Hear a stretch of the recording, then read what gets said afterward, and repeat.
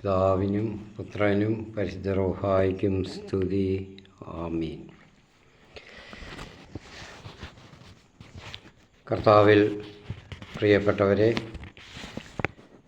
നമ്മൾ 15-ാം അധ്യായം പൂർണ്ണമായിട്ട് ഇന്നലെ പഠിച്ചു. അതിൽ ഏറ്റവും പ്രധാനപ്പെട്ട ഒരു കാര്യമുണ്ട്, ആ ബലിയർപ്പണത്തെപ്പറ്റി. ആ ബലിയർപ്പിച്ച് ഒരു ദൃഢതരമായ ഉടമ്പടി ദൈവം അബ്രാഹമുമായിട്ട് ഒപ്പുവെച്ചു, അല്ലെങ്കിൽ അത് രജിസ്റ്റർ ചെയ്യപ്പെട്ടു. അങ്ങനെ ഒരു ഉടമ്പടി ഉണ്ടാക്കി. അത് ദൃഢതര ഉടമ്പടിയാണ്. ഇന്നലെ ഞാൻ പറഞ്ഞു, അത് ഫ്ലെക്സിബിൾ അല്ല, റിജിഡാണ്. അപ്പം ഫ്ലെക്സിബിളായിട്ടുള്ള നിയമങ്ങളൊക്കെ, ഭരണഘടനകളൊക്കെ ഭേദഗതി ചെയ്യാൻ പറ്റും. ഇത് റിജിഡാകുമ്പോൾ ഭേദഗതി ചെയ്യാൻ പറ്റുകയില്ല. അങ്ങനെയാണ് അത്. പിന്നെ അതിനുള്ള പരിഹാരം, ചെയ്യുന്നയാളുടെ ജീവൻ നഷ്ടപ്പെടുക, അയാളെ മുറിച്ച് മറ്റേയാൾക്ക്, ലംഘിക്കാത്തയാൾക്ക്, ലംഘിച്ചയാളെ ഇതുപോലെ കഷണങ്ങളാക്കി അവിടെ മുറിച്ച് നിരത്തി വെച്ചിട്ട് പോകാം, ബലിപീഠത്തിൽ നിരത്തി വെച്ചിട്ട്. അതാണ് ചെയ്തത്. അപ്പോൾ നമ്മൾ അബ്രഹാമും നമ്മൾ നോക്കുന്നത് ആ ബലിയെപ്പറ്റി ഇന്ന് ചിന്തിക്കുകയാണ്, ആ ഉടമ്പടിയെപ്പറ്റി, ആ ചെയ്ത ഉടമ്പടി. ആ ഉടമ്പടിയിൽ കൂടിയാണ് ദൈവം ബാക്കി പിന്നെ സംസാരിച്ച് കർത്താവ് വാഗ്ദാനങ്ങൾ പുതുക്കി കൊടുക്കുന്നത്. അപ്പോൾ അതിന് ആ ഉടമ്പടി ചെയ്ത്, എന്നിട്ട് വീണ്ടും വീണ്ടും ഇതുപോലെ അടുത്ത അധ്യായങ്ങളിലും വരുന്നുണ്ട് വാഗ്ദാനങ്ങൾ. അത് പുതുക്കി പറയുന്നുണ്ട്. അതിൻ്റെ ദൈവം നിശ്ചയിച്ച സമയം വരാഞ്ഞുകൊണ്ടാണ് ഈ 22-23 വർഷം കൊണ്ട് ഇങ്ങനെ കർത്താവ് പറഞ്ഞുകൊണ്ടിരിക്കുന്നത് അബ്രഹാത്തിനോട്. അപ്പോൾ ആ ഉടമ്പടി അബ്രഹാം ലംഘിച്ചോ? ഇല്ല. ആ ഉടമ്പടി എങ്ങനെ ലംഘിക്കുന്നവരുടെ അനന്തരഫലം എന്തുവാണെന്നുള്ളത് പറഞ്ഞു. അപ്പോൾ അത് അബ്രഹാം ലംഘിച്ചില്ല, ദൈവവും ലംഘിച്ചില്ല, രണ്ടുപേരും പിന്മാറിയിട്ടില്ല. പക്ഷേ അബ്രഹാത്തിൻ്റെ അനന്തര സന്തതികൾ, തലമുറകൾ ഇങ്ങോട്ട് ലംഘിച്ചു. ഇപ്പോൾ നമ്മൾ ലംഘിച്ചു കൊണ്ടിരിക്കുകയാണ്, അല്ലേ? അറിഞ്ഞോ അറിയാതെയോ. അതിൻ്റെ ഫലം, അതിൻ്റെ തീവ്രത നമുക്കും അറിഞ്ഞുകൂടാ. അതുകൊണ്ടായിരിക്കും നമ്മൾ ലംഘിക്കുന്നത്. ക്രിസ്ത്യാനികൾ ഏറ്റവും കൂടുതൽ അങ്ങനെ ലംഘിക്കുന്നത്. പിന്നെ പ്രത്യേകിച്ച് കത്തോലിക്കരാകുമ്പോൾ കൂടുതൽ അറിവുള്ളവരായി അതിനോ എല്ലാ അവസരങ്ങളും അറിയാനും പഠിക്കാനും ഒക്കെയുള്ള അവസരങ്ങളൊക്കെ ഉണ്ടായിട്ടും ഉപയോഗിക്കാതെ, അതിൻ്റെ ഉടമ്പടിയുടെ സീരിയസ്നെസ്, ഗൗരവ മനസ്സിലാക്കാതെ ചെയ്യുന്നു. അപ്പോൾ നമ്മൾ കൂടുതൽ തെറ്റുകാരാണ്. അപ്പം ഒരു തെറ്റിൻ്റെ ഘനം നമ്മൾ നിശ്ചയിക്കുന്നത് അവർ എന്തുമാത്രം ദൈവത്തിൻ്റെ മുൻപിൽ ഉത്തരവാദപ്പെട്ടവരാണ് എന്ന് കണക്കാക്കിയാണ്. അങ്ങനെ വരുമ്പോൾ കത്തോലിക്കർക്കാണ് ഏറ്റവും കൂടുതൽ പാപത്തിൻ്റെ ലംഘനത്തിൻ്റെ ഭാരം അധികമുള്ളത്. മറ്റുള്ളവർ ക്രൈസ്തവ വിഭാഗങ്ങളെന്ന് പറയുമ്പോൾ ഞാൻ അവരെ മോശമായിട്ട് പറയുകയല്ല. അവർക്ക് ഇത്രത്തോളം തിരിച്ചറിവ്, അത്ര ഗഹനമായ അറിവ് ഉണ്ടായിട്ടില്ല. ഉണ്ടാകാൻ അവരുടെ നേതാക്കന്മാർ, അവരെ നയിക്കുന്നവർ അനുവദിക്കത്തില്ല. കാരണം അതൊക്കെ ഗ്രഹിച്ചു കഴിഞ്ഞാൽ പിന്നെ അവർക്ക് അവിടെ സ്ഥാനമില്ല, നമ്മൾ നിൽക്കുന്നത് തെറ്റാണെന്നുള്ള ബോധ്യം ഉണ്ടാകും. പല തെറ്റ് ഇപ്പോൾ അടുത്ത ദിവസം തന്നെ ഞാൻ ഇത് കണ്ടു. ഞാൻ വളരെ ആദരിക്കുകയും ബഹുമാനിക്കുകയും വല്ലപ്പോഴുമൊക്കെ എന്തെങ്കിലും ഒരു പ്രശ്നമുണ്ടെങ്കിൽ അദ്ദേഹത്തിൻ്റെ അഭിപ്രായം എന്തുവാണെന്ന്, നമ്മുടെ സഭയുടെ പ്രശ്നം, നമ്മുടെ അല്ല. അപ്പോൾ ഇങ്ങനെ കേൾക്കുകയൊക്കെ ചെയ്യുന്ന ഒരു വൈദികൻ്റെയാണ്, പന്നി വൈദികൻ, ഇവാഞ്ചലിക്കൽ സഭയുടെയാണ്. പക്ഷേ വളരെയധികം എല്ലാവരും തന്നെ അദ്ദേഹത്തെ വിലമതിക്കുന്നതാണ്.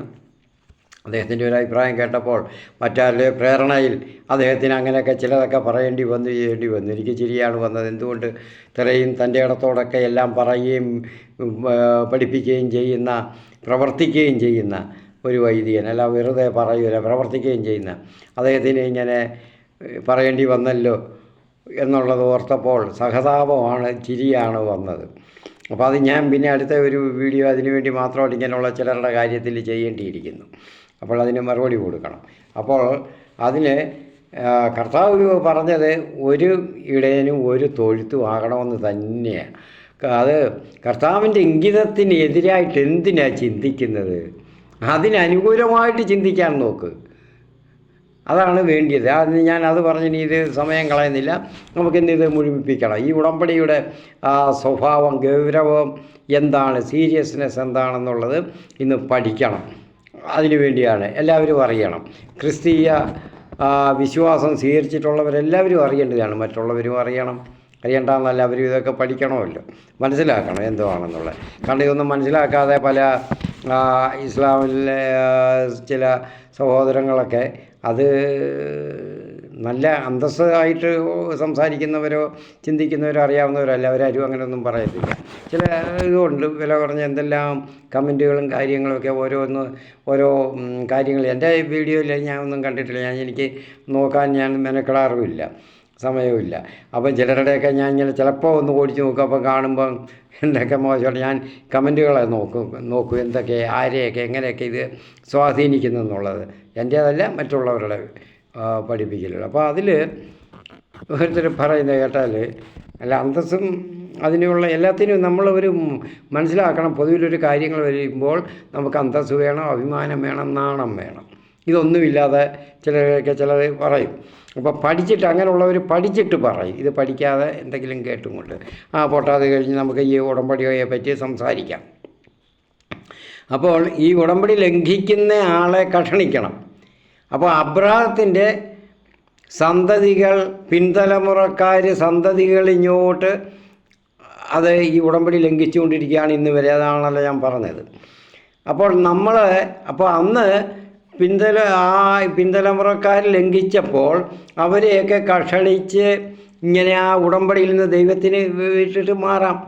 ഈ കഷണിച്ച് അവിടെ വെച്ചാൽ, ഉടമ്പടി ലംഘിച്ച് ആളെ കഷണിച്ച് അവിടെ ക്ഷേത്രത്തിൽ നിരത്തി കഴിഞ്ഞാൽ, ബലിപീഠത്തിൽ നിരത്തി കഴിഞ്ഞാൽ ആ ആൾ സ്വതന്ത്രനായി മറ്റ് ആൾക്ക് പോകാം. അതാണ് ആ രീതി അന്നത്തെ. അപ്പോൾ അതനുസരിച്ച് ഇവിടെ മുറിക്കപ്പെടേണ്ടുന്ന ആരാ? കഷണിക്കപ്പെടേണ്ടുന്ന മനുഷ്യനാണ്. മനുഷ്യനാരാ? ദൈവം അങ്ങനെ ചെയ്തോ? ഒരിക്കലും ചെയ്തില്ല. ഒരുത്തരെയും ഉപദ്രവിച്ചില്ല. ദൈവം വളരെയധികം വേദനിച്ചു എന്നാണ് നമ്മൾ മനസ്സിലാക്കേണ്ടത്. കാരണം എന്താ ദൈവം വേദനിക്കുന്നത്? മനുഷ്യൻ്റെ ദുഃഖത്തിൽ വേദനിക്കുകയും അവൻ്റെ സന്തോഷത്തിൽ സന്തോഷിക്കുകയും അവനോടൊത്ത് കഴിയാൻ ആനന്ദിക്കുകയും ചെയ്യുന്ന ദൈവമാണ് സത്യദൈവം. കാരണം എന്താ? അത് സങ്കല്പ ദൈവമല്ല. അതുകൊണ്ട് അപ്പോൾ അങ്ങനെയുള്ള ദൈവം പരമാധികാരിയാണ്, സർവശക്തനാണ്. പിന്നെന്തിനാ ദൈവത്തിന് ഈ വികാരങ്ങൾ അല്ലെങ്കിൽ ദുഃഖം ഉണ്ടാകുന്നത് എന്നൊക്കെ പറയുന്നത് തട്ടിവിടുന്നവരുണ്ട്. ഞാൻ ഈ പറഞ്ഞതുപോലുള്ള കൂട്ടർ പഠിച്ചിട്ട് പറയാത്തവരാണ്, പഠിക്കുന്നവർ പറയത്തില്ല ദൈവത്തെക്കുറിച്ച്. അപ്പോൾ അത് ദൈവം ഒരു സ്വാർത്ഥചിത്തനും അധികാരപ്രമത്തനും ഒന്നും ആകാൻ, സാഡിസ്റ്റും ഒന്നും ആകാൻ പാടില്ല. അതാണ് ദൈവം മനുഷ്യൻ്റെ ഇത് അധപതനത്തിലും അവൻ്റെ വേദനയിലും ഒക്കെ ദുഃഖിക്കുന്നത്. കാരണം എന്താ? ദൈവമാണ് സൃഷ്ടിച്ചത്. എങ്ങനെയാണ് സൃഷ്ടിച്ചത്? അവന് ഈ രൂപം നമുക്ക് തന്നത് എങ്ങനെയാണ്? ദൈവത്തിൻ്റെ സാദൃശ്യത്തിലാണ്. അപ്പോൾ സ്വന്തം സാദൃശ്യത്തിൽ താൻ തന്നെ സൃഷ്ടിച്ച മനുഷ്യനെ കഷണിക്കാൻ, മുറിവേൽപ്പിക്കാൻ, മുറിച്ച് വയ്ക്കാൻ ദൈവം തീരുമാനിച്ചില്ല. ദൈവം അതുകൊണ്ടാണ് ഞാൻ പറയാം വളരെയധികം ദുഃഖിച്ചു. എന്താ? സ്വന്തം സാദൃശ്യത്തിൽ സൃഷ്ടിച്ച മനുഷ്യനെ താൻ തന്നെ മുറിക്കാനായിട്ട്, ആ ഉടമ്പടി ലംഘിച്ചെന്നുള്ള കുറ്റം കൊണ്ട് മുറിക്കാനായിട്ട് തീരുമാനിച്ചില്ല. ദൈവം ദുഃഖിച്ചു. അപ്പോൾ പിന്നെ എന്താണ് അതിനുള്ള ചെയ്യുന്നത്? അതാണ് നമ്മൾ ഇന്നത്തെ സഭ, ഇന്നത്തെ സമൂഹം, ക്രൈസ്തവ സമൂഹം, ദൈവ സമൂഹം ആയിരിക്കുന്നത്. അപ്പോൾ ദൈവം അതിനൊരു പരിഹാരം കണ്ടെത്തി.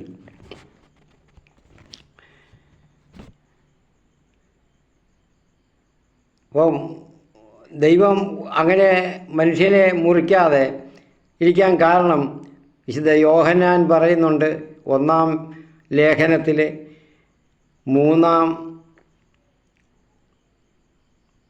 3-ാം അധ്യായത്തിൽ അവിടുന്ന് പറയുന്നു, ദൈവം സ്നേഹമാണ് എന്നത് തന്നെ. അതാണ് കാരണം. ദൈവം സ്നേഹമാണ്, അതാണ് കാരണം. അത് പറയുന്നത് ദൈവം സ്നേഹമാണ്. ഒറ്റ വാക്കിൽ സർവസ്വവും അടങ്ങും. ഒറ്റ ചെറിയ ഒരു വാക്യത്തിൽ ദൈവം സ്നേഹമാണ്.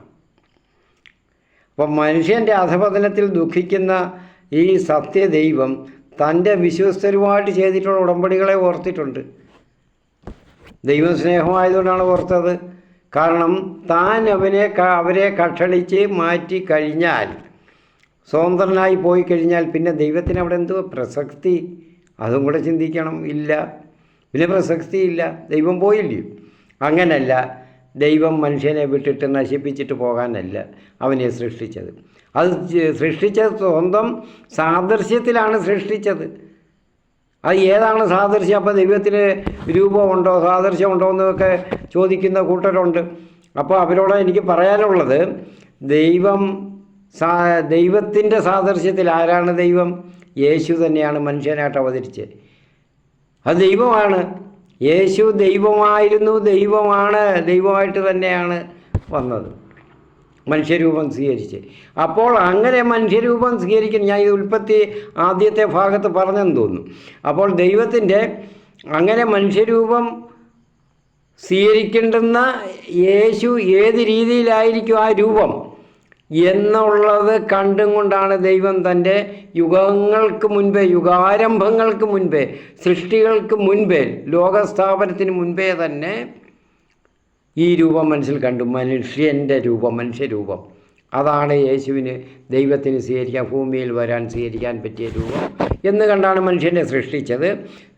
എന്നിട്ട് തൻ്റെ ജീവശ്വാസമാണ് മനുഷ്യൻ്റെ മൂക്കിൽ, നാസികയിൽ ഊതിവിട്ട് ആ ശ്വാസം കൊണ്ട്, ആ കാറ്റ് ആണ് അവനിൽ പ്രവർത്തിച്ചത്, അവൻ്റെ ശ്വാസകോശത്തിൽ പ്രവർത്തിച്ചത്. ഇന്നിപ്പം നമ്മൾക്കറിയാം, ഈ എയർ കൊണ്ട് പ്രവർത്തിക്കുന്ന മെഷീനുകളൊക്കെ ഉണ്ടല്ലോ, എഞ്ചിനുകൾ, മെഷീനുകളൊക്കെ എയറാണത്. അതിൻ്റെ ജീവനാഡി ആ എയർ അതിൽ കയറ്റി, എയറാണ്, ആ പ്രഷർ കൊണ്ടാണ് അത് പ്രവർത്തിക്കുകയോ ചക്രങ്ങൾ കറങ്ങുകയോ ഒക്കെ ചെയ്യുന്നത്. അതിൻ്റെ കമ്പൽഷൻ ഉണ്ടാകുന്നത്. അപ്പോൾ അത് നമ്മൾ അതുപോലെ ദൈവം തൻ്റെ ജീവശ്വാസമാണ് ഊതിവിട്ട് മനുഷ്യൻ അതിൻ്റെ അവയവങ്ങൾ പ്രവർത്തിക്കാൻ തുടങ്ങിയത്. അപ്പോൾ അങ്ങനെ ചെയ്ത മനുഷ്യനെ ഉപദ്രവിക്കാൻ ദൈവത്തിന് തോന്നിയില്ല. അതുകൊണ്ട് അവിടുന്ന് ഒരു പരിഹാരം കണ്ടുപിടിച്ചു. എന്താണ് ആ പരിഹാരം? കർത്താവ് തന്നെ അപ്പോൾ അതിന് പരിഹാരം ചെയ്യണമല്ലോ. അപ്പോൾ അതിന് കർത്താവ് ആലോചിച്ചു, അവരെ വെറുതെ വിടണം, മനുഷ്യനെ വെറുതെ വിടണം. മനുഷ്യനെ എൻ്റെ സാദൃശ്യത്തിൽ എൻ്റെ ജീവശ്വാസം വഹിക്കുന്ന ആ മനുഷ്യനെ എനിക്ക് വേണം, എനിക്ക് എൻ്റേതായിട്ട് വേണം. അതുകൊണ്ടാണ് ദൈവം അവൻ്റെ കൂടെ കഴിയാനും അവൻ്റെ സന്തോഷത്തിൽ സന്തോഷിക്കാനും അവൻ്റെ ദുഃഖത്തിൽ ദുഃഖിക്കാനും ഒക്കെ ദൈവത്തിന് കഴിയുന്നത്. മറ്റ് സങ്കല്പങ്ങൾക്ക് അങ്ങനെ ഇല്ല. അപ്പോൾ അങ്ങനെ തൻ്റെ വിശ്വസ്തരുമായിട്ട്, അപ്പോൾ ദൈവം വളരെ ദുഃഖിച്ചെന്ന് പറഞ്ഞ ഇതാണ്, ദുഃഖിച്ചു. കാരണം തൻ്റെ വിശ്വസ്തരുമായിട്ടൊക്കെ ചെയ്ത അബ്രഹാം, അതുപോലെ പിന്നെ ഇസാക്ക്, യാക്കോബ്, ജോസഫ്, ഇവരുമായിട്ടൊക്കെ ചെയ്ത ഉടമ്പടികളെ പറ്റി, അവർക്കെല്ലാം കൊടുത്ത വാഗ്ദാനങ്ങളെ പറ്റി ദൈവം വളരെ ഗാഢമായിട്ട് തന്നെ ചിന്തിച്ച് അതിനൊരു പരിഹാരം കണ്ടെത്തുകയാണ് ചെയ്തത്. അതെന്തുവാണ്? യേശയ്യ പറയുന്നുണ്ട്. യേശയ്യ 59-ാം അധ്യായത്തിൽ 21-ാം വാക്യത്തിൽ പറയുന്നുണ്ട്, ഞാൻ നിൻ്റെ മേൽ നിക്ഷേപിച്ച ആത്മാവും നിൻ്റെ അധരങ്ങളിൽ ഞാൻ നിക്ഷേപിച്ച വചനങ്ങളും നിൻ്റെയും നിൻ്റെ സന്തതികളുടെയും അവരുടെ സന്തതികളുടെയും ആ 3 തലമുറകളുടെയും അധരത്തിൽ നിന്ന് ഞാൻ ഒരിക്കലും അകറ്റുകയില്ല, അത് മാറ്റിക്കളയുകയില്ല എന്ന്. അതാണ് ദൈവം ഇവിടെ ചിന്തിച്ചത്. അത് എങ്ങനെ അവരെ മാറ്റിക്കളയും? പറ്റത്തില്ല. ദൈവത്തിൻ്റെ വാഗ്ദാനം അങ്ങനെ ഉണ്ട്. അതാണ് അതുപോലത്തെ വാഗ്ദാനമാണ് ദൈവം ചെയ്തത്. മനുഷ്യൻ അവൻ്റെ അറിവില്ലായ്മ കൊണ്ട് ചെയ്തു. പക്ഷേ ദൈവം അങ്ങനെ ചെയ്യാൻ പറ്റുമോ? അങ്ങനെ ചെയ്യാൻ ദൈവം ആരാ? ദൈവം മനുഷ്യനാണോ? മനുഷ്യനല്ല. ദൈവം മനുഷ്യനായിരുന്നെങ്കിൽ ദൈവം അതുപോലെ ചിന്തിച്ചേനെ, എനിക്ക് പിന്മാറാം, കഷണിച്ച് വെച്ചിട്ട് പിന്മാറാമെന്ന്. ദൈവം മനുഷ്യനല്ല. അതുകൊണ്ട് കർത്താവ് ആ അബ്രാഹാമിനോടും ഒക്കെ പറഞ്ഞില്ലേ, നിൻ്റെ സന്തതികൾ കടൽക്കരയിലെ മണൽത്തരികൾ പോലെ എണ്ണാമെങ്കിൽ എണ്ണാൻ പറ്റത്തില്ല, ആകാശത്തിലെ നക്ഷത്രങ്ങൾ എണ്ണാൻ പറ്റത്തില്ല, ഇതുപോലെ ആയിത്തീരും, സന്തതികൾ ഉണ്ടാകണം. അപ്പോൾ ഈ കാര്യങ്ങളൊക്കെ ആലോചിച്ചപ്പോൾ അവനെ നശിപ്പിക്കാൻ പറ്റുകയില്ല. നശിപ്പിച്ചു കഴിഞ്ഞാൽ തീർന്നു. അപ്പോൾ അതുകൊണ്ട് കർത്താവ് എന്തോ വിചാരിച്ചേ, മനുഷ്യനെ ഞാൻ മുറിക്കുന്നില്ല, പകരം എന്തോ ചെയ്യുന്നത്, ഞാൻ തന്നെ മുറിക്കപ്പെടണം, മനുഷ്യൻ എന്നെ മുറിച്ചോട്ടെ. അങ്ങനെയാണ് ദൈവം ചിന്തിച്ചത്. ആ പരിഹാരമാണ് സാക്ഷാൽ യേശു ക്രിസ്തു. അതായത് ദൈവം മനുഷ്യനാൽ മുറിക്കപ്പെടാൻ വേണ്ടി, ദൈവം മനുഷ്യനെ മുറിക്കേണ്ടുന്നതിന് പകരം ദൈവത്തെ മനുഷ്യനാൽ മുറിക്കപ്പെടേണ്ടുന്നതിന് വേണ്ടി ദൈവം സ്വർഗത്തിൽ നിന്നും ഭൂമിയിൽ മനുഷ്യനായിട്ട് അവതരിച്ചു. അതാണ് യേശു ക്രിസ്തു. മനസ്സിലായി കാണുമായിരിക്കും. അങ്ങനെ തീരുമാനിച്ചു. അതാണ് ക്രിസ്തുവിൻ്റെ ജനനം വന്നത്. അപ്പം അങ്ങനെ ഒടുവിൽ എന്ത് ചെയ്തു? യേശു അങ്ങനെ അവതരിച്ചു, മനുഷ്യരോടുകൂടി ജീവിച്ചു. അങ്ങനെ തങ്ങളുടെ ഈ മനുഷ്യരുടെ പാപലംഘനത്തിന് അവരെയൊക്കെ പഠിപ്പിച്ചു. കാര്യങ്ങളൊക്കെ എല്ലാം പറയുന്നു. നമ്മൾ സുവിശേഷത്തിലൊക്കെ ഒരുപാട് ഇതുപോലുള്ള കാര്യങ്ങൾ യേശു വിവരിക്കുന്നുണ്ട്. ഈ 40 ദിവസത്തെ മരുഭൂമിയിലെ വാസം, യേശുവിൻ്റെ ഈ പരസ്യ ജീവിതത്തിന് മുൻപ് ഉള്ള ആ ധ്യാനം മരുഭൂമിയിൽ, ഇതൊക്കെ പഠിക്കുകയായിരുന്നു, ഇതൊക്കെ ആലോചിക്കുകയായിരുന്നു. പിതാവും പുത്രനുമായിട്ട്, ദൈവവും യേശു എന്ന ദൈവവും, ദൈവത്തിൻ്റെ രണ്ടാമത്തെ ആളാണ് യേശു. അതായത് പിതാവും പുത്രനും പരിശുദ്ധാത്മാവും. അപ്പോൾ അവരിങ്ങനെ പഠിക്കുകയാണ്. പഠിച്ചപ്പോൾ ഇതൊക്കെ സംസാരിച്ചപ്പോൾ ഇതെല്ലാം സംസാരിച്ചു, അതെല്ലാം പഠിച്ചു, അതിൻ്റെയൊക്കെ തീരുമാനങ്ങളെടുത്തു, കാര്യങ്ങൾ അതിൻ്റെ സത്തകളൊക്കെ മനസ്സിലാക്കി യേശു എന്ന മനുഷ്യനായ ദൈവത്തെ, മനുഷ്യനെ പഠിച്ചു. മനുഷ്യരൂപത്തിൽ ആയപ്പോൾ, മനുഷ്യൻ്റെ ആ സത്തയിലായപ്പോൾ ഇതൊക്കെ പഠിക്കേണ്ടി വന്നു. ആ 40 ദിവസം ഇതായിരുന്നു ജോലി. ധ്യാനമെന്ന് പറഞ്ഞപ്പോൾ അവിടെ മരുഭൂമിയിൽ തപസ്സെന്ന് പറഞ്ഞപ്പോൾ ഇതായിരുന്നു. അപ്പോൾ അങ്ങനെ ക്രിസ്തു എന്ത്, ഈ മനുഷ്യൻ്റെ പാപലംഘനത്തിന് വേണ്ടി പരിഹാരമായിട്ട്, പാപലംഘനം എന്ന പരിഹാരം, തൻ്റെ ഉടമ്പടി ലംഘനം, ആ പരിഹാരമായിട്ട് താൻ തന്നെ മുറിക്കപ്പെടാൻ വേണ്ടി, മനുഷ്യൻ മുറിക്കപ്പെടരുത്, അവന് നാശം സംഭവിക്കരുത്, അങ്ങനെ ഇവിടെ ഭൂമിയിലേക്ക് വന്നു, മനുഷ്യനായിട്ട് ജീവിച്ചു, മനുഷ്യരാൽ മുറിക്കപ്പെട്ടു, കുരിശിലേറി മുറിക്കപ്പെട്ടു. അതുവരെ ചരിത്രത്തിലെ ഏറ്റവും ഹീനമായ ക്രൂരമായ ശിക്ഷ ലംഘനത്തിന് അത് കുരിശുമരണമായിരുന്നു. അത് തന്നെ സ്വീകരിച്ചു. ആലോചിച്ച് നോക്കിക്കേ, ദൈവത്തിൻ്റെ ആ സ്നേഹവും കരുതലും തൻ്റെ സൃഷ്ടിയോടെ. അപ്പോൾ നമ്മുടെ ഹൃദയം വിങ്ങണം, നമ്മുടെ മനസ്സ് ചങ്ക് പിടയണം ഇതൊക്കെ ആലോചിക്കുമ്പോൾ. അങ്ങനെ ആർക്കെങ്കിലും തോന്നുന്നുണ്ടോ? തോന്നുന്നില്ലെങ്കിൽ വെറുതെ കേട്ട് നമ്മുടെ സമയം കളഞ്ഞിട്ട് നമ്മൾ സാത്താൻ്റെ വഴിക്ക് തിരികെയാണ്, ലോകത്തിൻ്റെ വഴിക്ക്, സാത്താൻ വിളിക്കുന്നിടത്തോട്ട്. അതൊന്ന് ചിന്തിച്ച് മനസ്സിലാക്കണം, ചങ്ക് പിടയണം പ്രിയപ്പെട്ടവരെ. അപ്പോൾ അങ്ങനെ മനുഷ്യരാൽ മുറിക്കപ്പെട്ടു. അങ്ങനെ തന്നെയാണ് ദൈവം മനുഷ്യന് വേണ്ടി പരിഹാരം ചെയ്തത്. എങ്ങനെ ആ കുരിശിൽ തൻ്റെ രക്തത്താൽ മനുഷ്യനെ ലംഘന ശാപത്തിൽ നിന്ന് മോചിപ്പിച്ച് പിതാവിൻ്റെ പ്രിയ മക്കളാക്കി തീർത്തു. മനസ്സിലായോ? ആ കുരിശിൽ താൻ ഒഴുക്കിയ തൻ്റെ രക്തം ചൊരിഞ്ഞ് ആ ലംഘന മനുഷ്യൻ്റെ ആ ലംഘന ശാപത്തിൽ നിന്ന് അവനെ മോചിപ്പിച്ചു. കുരിശിൽ ഈ ലംഘനങ്ങളെല്ലാം കൊണ്ട് കരയേറി ആ കുരിശിൽ തറച്ചു. കർത്താവിനോടൊപ്പം തന്നെ ഇതും അവിടുന്ന് വഹിച്ചുകൊണ്ടാണ് കുരിശിൽ തീർത്തത്. എന്നിട്ട് അങ്ങനെ തീർത്തിട്ട് എന്തുവാ അത് ചെയ്യുന്നത്? മനുഷ്യൻ എങ്ങനെ രക്ഷിച്ചു? പിതാവിൻ്റെ പ്രിയ മക്കളാക്കി തീർത്തു. താൻ പ്രിയപുത്രനായതുപോലെ തന്നെ നമ്മളെയും പിതാവിൻ്റെ പ്രിയ മക്കളാക്കി തീർത്തു. അപ്പം ഇതിലും വലിയ സ്നേഹം എന്താണ്? അപ്പോൾ ഇതാണ് വിശുദ്ധ പൗലോസ് കൊളോസ്യർക്ക് എഴുതിയ ലേഖനത്തിൽ 2-ാം അധ്യായത്തിലെ 14 പറയുന്നുണ്ട്, നമുക്ക് ദോഷകരമായിരുന്ന ലിഖിത നിയമങ്ങളെ അവൻ മായ്ച്ചു കളയുകയും കുരിശിൽ തറച്ച് നിഷ്കാസനം ചെയ്യുകയും ചെയ്തു. അതിലേറ്റവും അതിനെ വർണ്ണിക്കാൻ, വിവരിക്കാൻ അല്ലെങ്കിൽ അതിന് കൊടുക്കാവുന്ന ഒരു ഡെഫിനിഷൻ ഇതാണ്, ഒരു നിർവചനം. നമുക്ക് ദോഷകരമായിരുന്ന ആ ഉടമ്പടി നിയമം നമ്മൾ മുറിക്കപ്പെടണോ, നമ്മൾ കഷണിച്ച് വയ്ക്കപ്പെടണോ എന്നുള്ള ലംഘിച്ചതിന്, ആ ലിഖിത നിയമങ്ങളെ അവൻ മായ്ച്ചു കളയുകയും കുരിശിൽ തറച്ച് നിഷ്കാസനം ചെയ്യുകയും ചെയ്തു.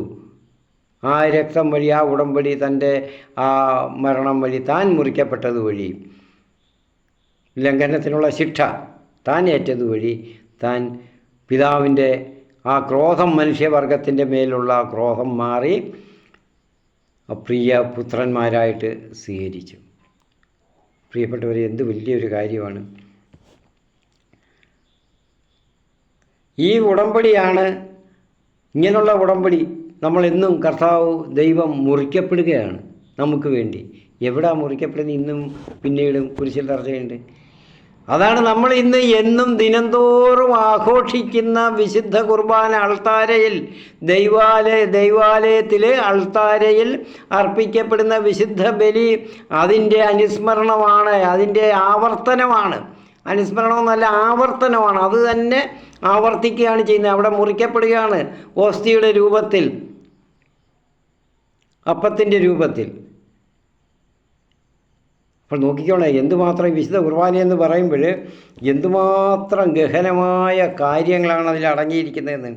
അത് ദിവസവും നമ്മൾ ആഘോഷിക്കുകയാണ്.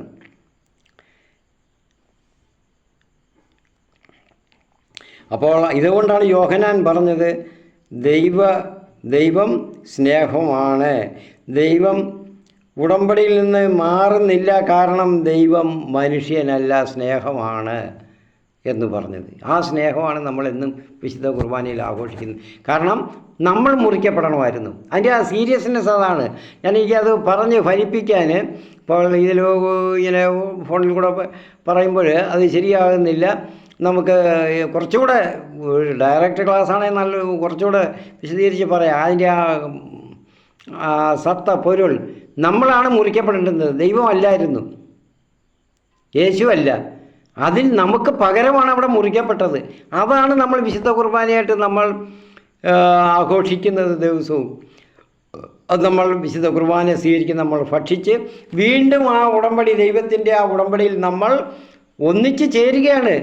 അബ്രഹാം ചെയ്തുപോലെ നമ്മൾ അതിൽ ഒന്നിച്ച് ചേർന്ന് നമ്മൾ ഉടമ്പടി വയ്ക്കുകയാണ് ഓരോ ദിവസവും. അതാണ് ഇന്നലത്തെ വീഡിയോയിൽ ഞാൻ പറഞ്ഞത്. ദൈവവുമായിട്ടാണ് ഉടമ്പടി, മനുഷ്യരുമായിട്ട്, വിശുദ്ധരുമായിട്ടല്ല, വിശുദ്ധകളുമായിട്ടല്ല, മാതാവ് പരിശുദ്ധ കന്യാമറിയവുമായിട്ടല്ല ഉടമ്പടി ഉണ്ടാക്കേണ്ടുന്നത്. ഈ ഉടമ്പടി നമ്മൾ എന്നും ആചരിക്കുകയാണ്. അപ്പോൾ ഇതിൻ്റെ ഗൗരവതരവും വിശ്വാസ്യതയും യോഗ്യതയും മനസ്സിലാക്കാതെയാണ് മറ്റു ഉടമ്പടികൾക്ക് വേണ്ടി പോകുന്നത്. അപ്പോൾ അത് നമ്മൾ ഗ്രഹിക്കണം. ഇത് അറിഞ്ഞു കഴിഞ്ഞാൽ, ഗ്രഹിച്ചു കഴിഞ്ഞാൽ നമ്മൾ വിശുദ്ധ കുർബാനയിൽ നമ്മുടെ ചങ്ക് പിടയത്തില്ലയോ? പിടയണം, ചങ്ക് നോവണം, നീറണം. എനിക്ക് വേണ്ടി മുറിക്കപ്പെട്ടതാണ് ഈ ബലി. കർത്താവിൻ്റെ ശരീരമാകുന്ന ഈ തിരുവോസ്തി സങ്കല്പിച്ച് നമ്മൾ എടുക്കുന്നത്. അപ്പോൾ ഈ അപ്പമാകുന്ന അത് കർത്താവ് തന്നെ നമുക്ക് അന്തിമ ഭോജനത്തിൽ നമ്മൾക്ക് കാണിച്ചു തന്നതാണ്, ഇങ്ങനെയാണ് ചെയ്യേണ്ടുന്നതെന്ന്. എങ്കിലേ മനുഷ്യൻ എന്നും ഈ ഉടമ്പടി, ഈ ലംഘനവും പകരം ആ ഉടമ്പടിയിൽ നമ്മൾ കർത്താവ് മുറിക്കപ്പെട്ട് നമ്മൾക്ക് വേണ്ടി തന്നതും എന്താണെന്ന് നമ്മൾ എന്നും ചിന്തിക്കത്തുള്ളൂ, ആലോചിക്കുകയുള്ളൂ, ഗ്രഹിക്കത്തുള്ളൂ എന്ന് കർത്താവ് മനസ്സിലാക്കിയാണ് അപ്പം എടുത്ത് പറഞ്ഞത് എൻ്റെ ശരീരമാണ്, വീഞ്ഞെടുത്ത് പറഞ്ഞു എൻ്റെ രക്തമാണെന്ന് പറഞ്ഞ് തന്നത്. അപ്പോൾ ഇതിൻ്റെ ഈ ഗഹനമായ ഈ കാര്യങ്ങൾ ഉൾക്കാമ്പ് മനസ്സിലാക്കാതല്ലേ നമ്മൾ വിശുദ്ധ കുർബാനയിൽ ദൈവാലയത്തിൽ പോകുന്നത്, പങ്കെടുക്കുന്നത്. എന്നിട്ട് നമ്മൾ ഒരു സങ്കോചവും കൂടെ അത് സ്വീകരിക്കുന്നു, യോഗ്യതയില്ലാതെ തന്നെ.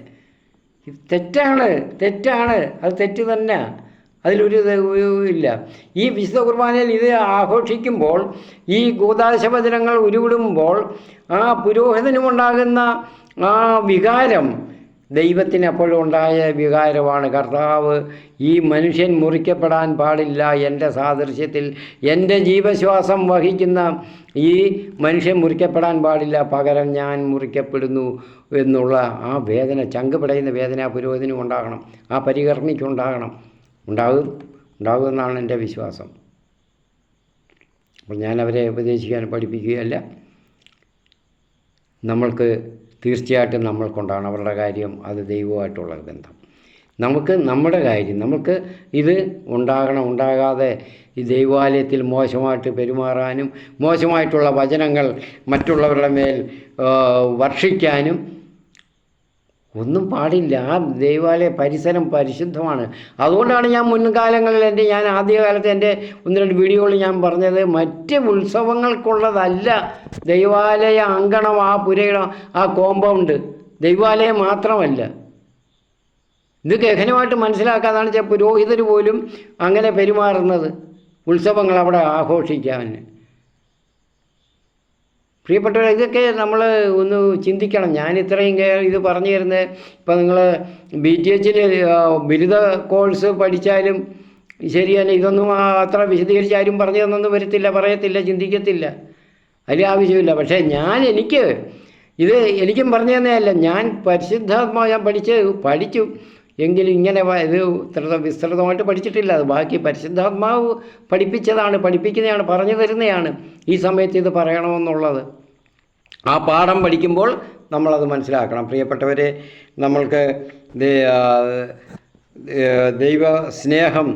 ദൈവം സ്നേഹമാണ് എന്നുള്ള ആ ചിന്ത, ദൈവം എനിക്ക് വേണ്ടി എന്നെ മുറിക്കുന്നതിന് പകരം എനിക്ക് വേണ്ടി മുറിക്കപ്പെട്ടു. മനുഷ്യൻ തന്നെയാണ് മനുഷ്യനാൽ മുറിക്കപ്പെടണം, എങ്കിലേ ആ ഉടമ്പടി ശരിയാകത്തുള്ളല്ലോ. ഈ ഉടമ്പടി ലംഘിച്ച ആളെ മറ്റേ മനുഷ്യനാണ് മുറിക്കേണ്ടത്. അതാണ് ഇവിടെ ചെയ്തത്. ആ കുറ്റമൊക്കെ ദൈവം അങ്ങ് ഏറ്റെടുത്തു നമ്മുടെ. അതുകൊണ്ടാണ് പറഞ്ഞത്, നമുക്ക് ദോഷകരമായിട്ട് നിന്ന ലിഖിത നിയമങ്ങളെ അവൻ മായ്ച്ചു കളയുകയും കുരിശിൽ തറച്ച് നിഷ്കാസനം ചെയ്യുകയും ചെയ്തു എന്ന് കൊളോസ്യർക്ക് എഴുതിയ 2-ാം ലേഖനത്തിലെ 2-ാം ലേഖനം 14-ാം വാക്യത്തിൽ പൗലോസ് ശ്ലീഹ പറയുന്നത്. പ്രിയപ്പെട്ടവരെ, നമ്മുടെ മനസ്സൊന്ന് പിടയണേ, ചങ്ക് പിടയണേ. ഇതൊക്കെ ആലോചിച്ച് നമ്മളിത് കൂടെ ഇത് ചിന്തിക്കണം. ഓർമ്മ വരുമ്പോഴൊക്കെ, നമ്മൾ വെറുതെ എന്തെങ്കിലും ചെയ്യുമ്പോഴെല്ലാം, എനിക്ക് വേണ്ടി എന്നെ മുറിക്കേണ്ടതിന് പകരം എൻ്റെ കർത്താവ് തന്നെത്താൻ മനുഷ്യരെ കൊണ്ട് മുറിക്കപ്പെട്ടു. ആ ഉടമ്പടി അവിടുന്ന് പാലിച്ചു, ഉറപ്പിച്ചു, വീണ്ടും നമ്മളെ രക്ഷിച്ചു. ആ ഉടമ്പടി ദിവസവും നടക്കുകയാണ് കേട്ടോ, വിശുദ്ധ കുർബാനയിൽ.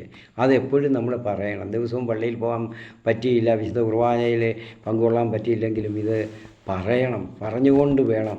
ആത്മാവിൽ അതൊരു നീറ്റലായിട്ട്, രോദനമായിട്ട് എപ്പോഴും ഇങ്ങനെ ഉണ്ടായിരിക്കണം. പ്രിയപ്പെട്ടവരെ, നമ്മുടെ ഇന്നത്തെ ആ ഉടമ്പടിയുടെ ഗൗരവതരമായ സ്വഭാവം എന്തുവാണ്, സീരിയസ്നെസ് എന്തുമാത്രമെന്ന് മനസ്സിലായി കാണുമെന്ന് ഞാൻ വിചാരിക്കുന്നു.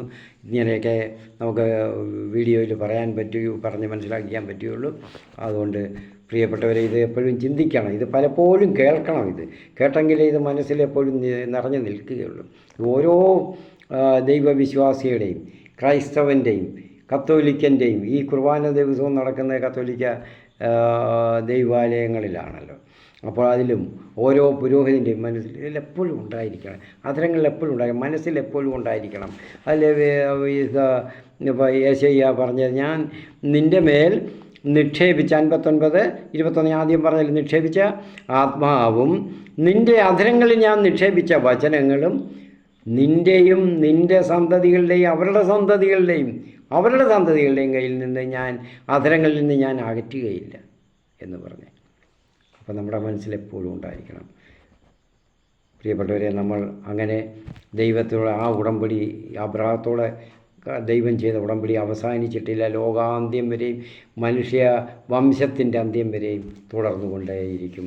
അതിന് നമ്മളും നമ്മുടെ പങ്ക് നമുക്കും ചെയ്യാം. ഉപസംഹരിക്കുന്നു. നമുക്ക് അതിനുവേണ്ടിയുള്ള ശക്തി പരിശുദ്ധാത്മാവ് നമ്മളിൽ നിറയ്ക്കട്ടെ എന്ന് ആശംസിക്കുകയും പ്രാർത്ഥിക്കുകയും ചെയ്തുകൊണ്ട് വീഡിയോ അവസാനിപ്പിക്കുന്നു. പിതാവിൻ്റെയും പുത്രൻ്റെയും പരിശുദ്ധ റൂഹായുടെയും നാമത്തിൽ ആമീൻ. ദൈവനാമത്തിന് മഹത്വം ഉണ്ടാകട്ടെ.